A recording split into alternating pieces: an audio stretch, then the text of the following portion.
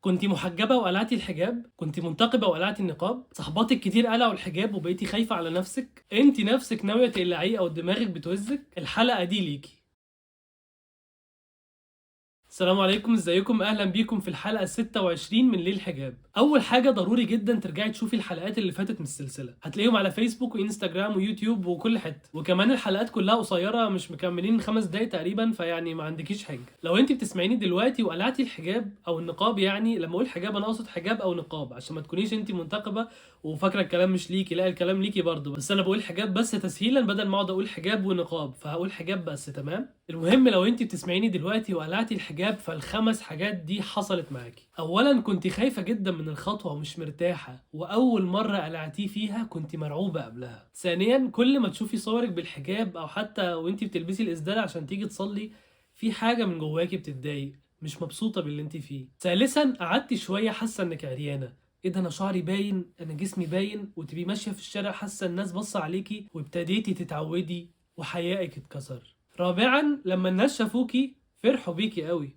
وباركوا لِك، وقالوا لِك إيه ده شكلِك حلو جدًا، ومن جواكِ ابتديتِ تثبتي، وابتديتِ تألفي المعصية. خامسًا وأنتِ مش واخدة بالِك الدنيا ابتدت تفتح معاكِ، بقية المعاصي بقت أسهل، وخطوات الشيطان ابتدت تاخد مجراها. في مجال جديد اتفتح قدامِك من الحاجات اللي كنتِ مستحيل تعمليها قبل كده، بس الناس دلوقتي مش هتستغربِك لمّا تعمليها.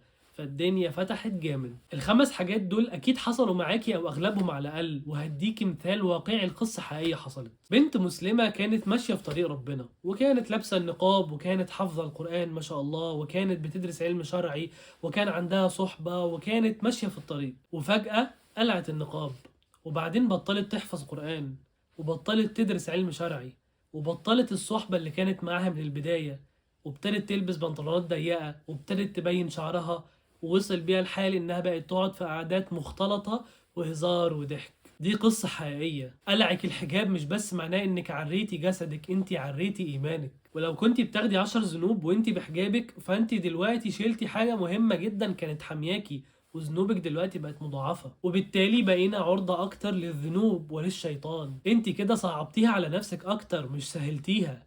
يريد الله بكم اليسر ولا يريد بكم العسر. الحجاب أيسر من التبرج. الحجاب هو التخفيف، والتبرج هو العنت والمشقة. هتقعدي تصرفي وتقعدي تتزيني وعلشان نعجب ده ونعجب ده، ومش لنفسك بس للناس. إنما الحجاب ستر وعفة. والله يريد أن يتوب عليكم ويريد الذين يتبعون الشهوات أن تميلوا ميلا عظيما.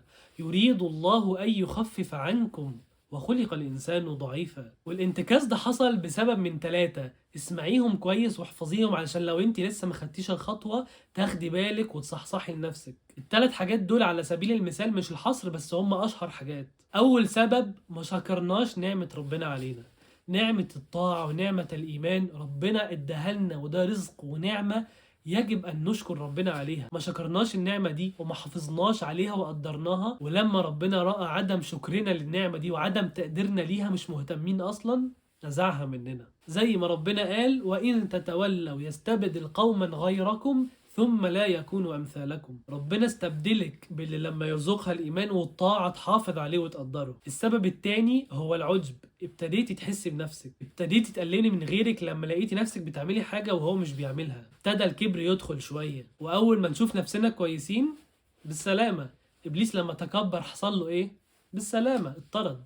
السبب التالت معاصي السر. كنت بتطيعي ربنا كتير بس بينك وبين نفسك كنت بتعصيه كتير، خايفة من نظر الناس أكتر من نظر الله لك. يقول النبي صلى الله عليه وسلم لأعلمن أقواما من أمتي يأتون يوم القيامة بحسنات أمثال جبال تهامة بيضة فيجعلها الله عز وجل هباء منثورا. قال ثوبان يا رسول الله صفهم لنا جلهم لنا ألا نكون منهم ونحن لا نعلم. فقال النبي صلى الله عليه وسلم أما إنهم إخوانكم ومن جلدتكم ويأخذون من الليل كما تأخذون ولكنهم أقوام إذا خلوا بمحارم الله انتهكوها. وقال ابن عباس إن خشيتك من نظر الناس إليك وأنت مقيم على الذنب أكبر من الذنب، ولخوفك من تحرك الستر وأنت مقيم على المعصية أكثر عند الله من المعصية. طيب فهمنا وعرفنا واللي حصل حصل، نرجع ازاي؟ 4 حاجات تعمليها وان شاء الله ترجعي على طول. اكتبي ورايا وخدي الموضوع بجد. اول حاجه نتوب لربنا سبحانه وتعالى توبه نصوح، نقول له يا رب احنا اسفين، احنا تبنا اليك، ونرجع له ونبدا ناخد خطوات في الحجاب بس سريعه بقى، احنا محتاجين ننط في الطاعه على طول، خلاص مفيش وقت. تاني حاجة اعرفي ان الطاعة عمرها ما هتبقى سهلة من غير ما احنا ناخد خطوات نسهلها بيها على نفسنا. في بنات بتأفور قوي في الحجاب بحيث بيبقى تقيل قوي على نفسها وبتصعبها على نفسها لدرجة انها بتوصل ان هي بتسيبه خالص، في حين اننا ممكن نسهلها شوية على نفسنا، ممكن نلبس طبقات اقل، ممكن نلبسه بالطريقة الفلانية،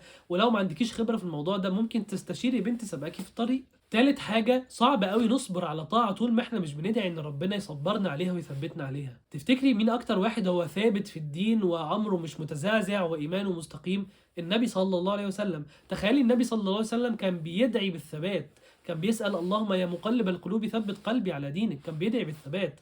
احنا بقى اولى ان احنا ندعي بالثبات ده، لان ما بالك بينا وبحالنا، احنا محتاجين الثبات جدا، فندعي بالثبات. رابع حاجة على جنب كل اللي انت بتعمليه ده، اكثري من الحسنات ومن الطاعات، ان الحسنات يذهبن السيئات، زي ما قلنا قبل كده قلبك هيبيض وهتبقى الطاعة بالنسبة لك اسهل والمعصية بالنسبة لك اصعب. اعملي الاربع حاجات دول، ابدأي فيهم على طول، ما تتأخريش، وتذكري ان باب التوبة دايما مفتوح، وباب ربنا مفتوح على طول ما بيقفلش، انت بس روحي له وخبطي على الباب وقولي له يا رب انا اسفة، انا رجعت لك تاني. بس كده. لو عندك اي سؤال سيبيه تحت في الكومنتات وهرد عليك ان شاء الله، او لو عندك سؤال خاص مش عام سيبي كومنت عندي سؤال وحد من فريقنا هيتواصل معاكي يوصل ليا سؤالك. ولو حابه تخشي قناه على تليجرام بنتكلم فيها الحجاب فسيبي كومنت برضه هندخلك فيه. بس كده ما تنسوش تعملوا سبسكرايب لو بتتفرجوا على يوتيوب، لايك على فيسبوك وفولو على الانستجرام، وما تنسوش تعملوا شير علشان البنات اللي قلعت الحجاب او بتفكر في قلع الحجاب تسمع الكلام وتستفيد منه ان شاء الله. جزاكم الله خيرا لحسن استماعكم واشوفكم الحلقه الجايه ان شاء الله. سلام.